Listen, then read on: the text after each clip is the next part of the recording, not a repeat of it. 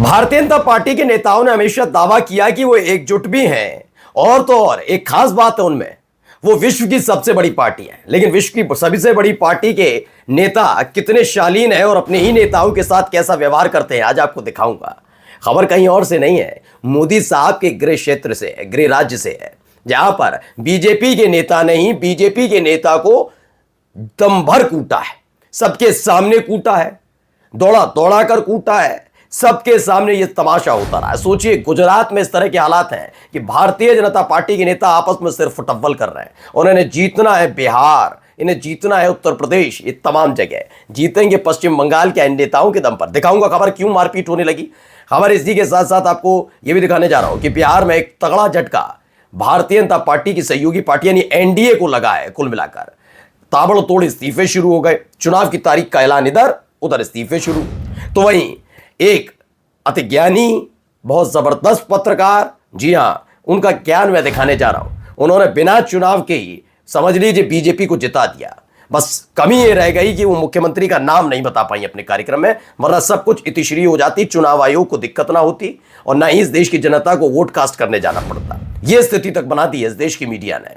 और इसी के साथ साथ कई और महत्वपूर्ण खबर खबर कानपुर से भी है, ब्लास्ट से जुड़ी हुई। नमस्कार, मैं हूं प्रज्वल गौतम और आप देख रहे हैं the live TV. The live TV, सच सबसे आगे। सबसे पहले ये वीडियो देखिए, यहां क्या है।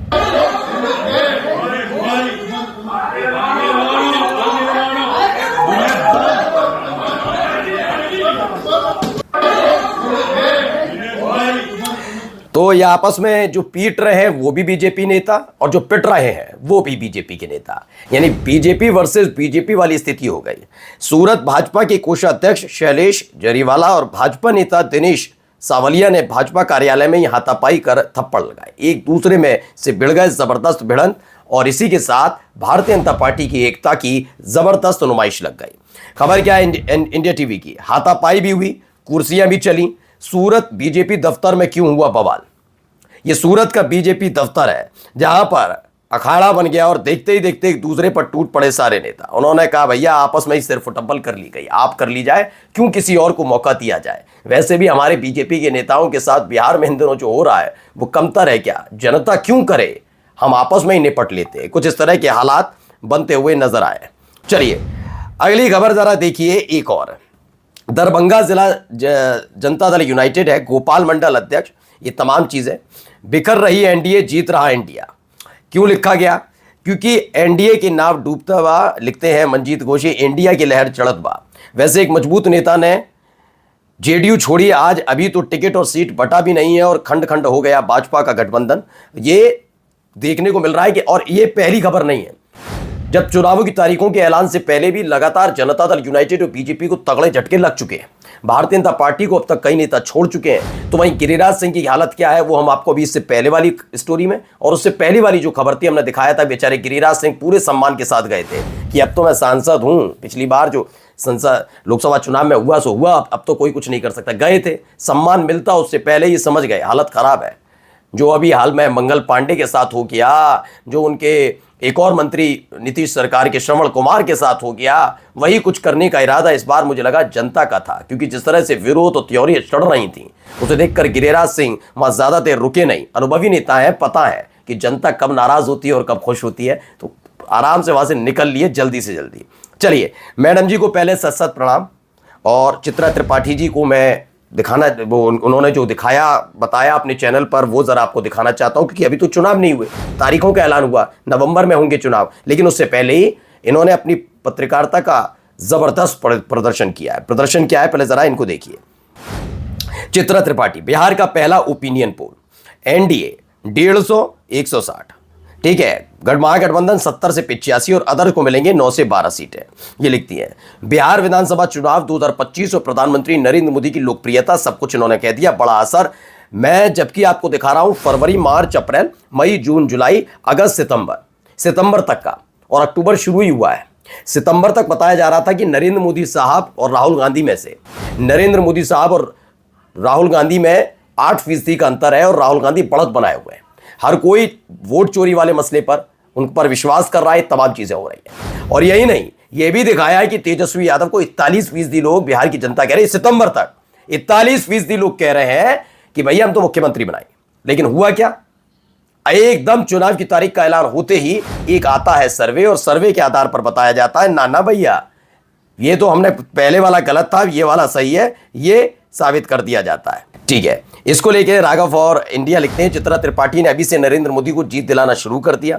अब इनको कोई दलाल या चमची कह दे तो बुरा लग जाता है। चित्रा त्रिपाठी चमची का काम अच्छे कर लेती हैं। ये तमाम बातें वो अपनी तरफ से लिख रहे हैं, लेकिन हम किसी महिला, खासकर एक पत्रकार हो, वो भी महिला हो, तो ऐसी शब्दावली का इस्तेमाल करने से सबको बचना चाहिए, ये स्पष्ट है। खैर, ये इनकी अपनी अपनी विचारधारा, अपना अपना पार्टियां हैं, क्या बोले क्या ना बोले ये इनके ऊपर है। ठीक है, अब आइए मायावती जी के जो अभी हुआ, सब कुछ आपने देखा, इन्होंने बोला किस तरीके से, तमाम चीजें इससे पहले भी दिखाया, कैसे बीजेपी की तारीफ कर गई। लखनऊ में आयोजित कार्यक्रम में कहा, देश में कुछ शरारती और स्वार्थी तत्व आम जनहित के मुद्दों को छोड़कर देवी देवता, खुदा और धर्म को लेकर बवाल पैदा करने की कोशिश करते रहते हैं। मायावती ने स्पष्ट किया कि इन धार्मिक मामलों की आड़ में आई लव आदि की कोई राजनीति नहीं होनी चाहिए। ये अब वो कहती नजर आ रही है। अब आइए महिलाओं का सम्मान यहां पर भी होता हुआ देखिए कितना किया जा रहा है। देखिए तस्वीर देख लीजिए।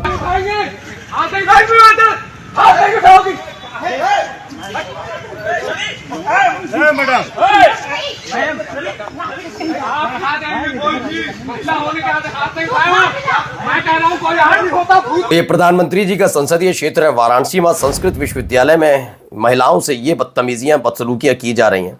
मोदी जी का संसदीय क्षेत्र देखिए फिर से चर्चाओं में है कि महिलाओं का कितना सम्मान वहां पर हो रहा है। अब आप देखते चलिए, ठीक है, वरना बीजेपी के नेताओं को सुन लीजिए कितने शालीनता देखिए।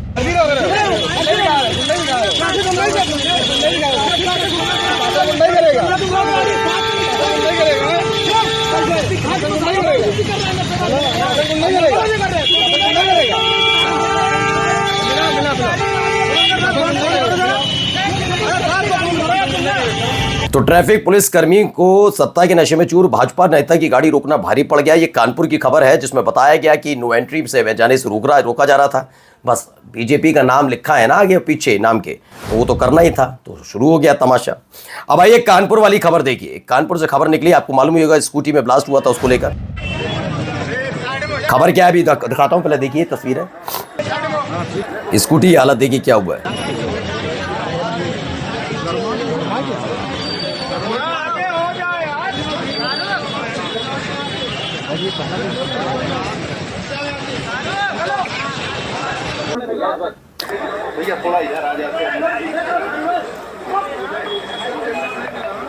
पुलिस के आला अधिकारी वहां पर पहुंचे, जांच पड़ताल लगातार चल रही है।